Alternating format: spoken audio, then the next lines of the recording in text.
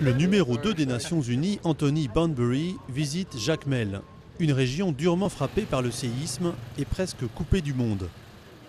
Sa mission, voir comment coordonner l'action des nombreuses ONG qui veulent apporter leur aide. Avec 20 000 sans-abri, la tâche est immense.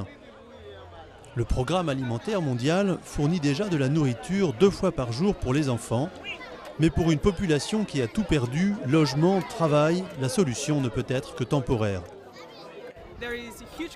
Nous sommes très inquiets pour la santé publique. Regardez le nombre de sans-abri regroupés dans ce camp. Si une épidémie de rougeole ou de paludisme éclate, ça sera vraiment difficile à contrôler. Au début, la seule structure médicale en état de marche était celle de l'équipe d'intervention canadienne sur les catastrophes naturelles. Pour cette unité militaire qui collabore avec les Nations Unies, ce n'est pas l'aide qui manque, mais l'organisation qui fait défaut. Honnêtement, le plus gros problème ici, c'est la coordination de l'aide et du travail des ONG. Chacun essaye d'apporter son aide, mais ce n'est pas aussi bien coordonné que cela devrait l'être.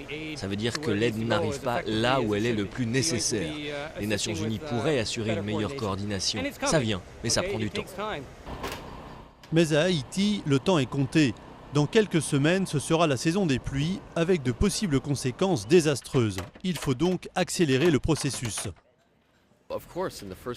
Les premiers jours, bien sûr, chacun se précipite pour venir en aide à des populations en détresse. Mais la coordination qui se met en place en même temps s'améliore de jour en jour. Est-ce que c'est parfait?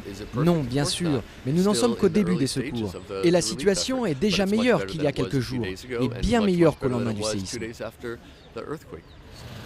Depuis le séisme, 2 milliards de dollars ont été promis à Haïti pour sa reconstruction. Reste à bien orchestrer cette aide sur le terrain.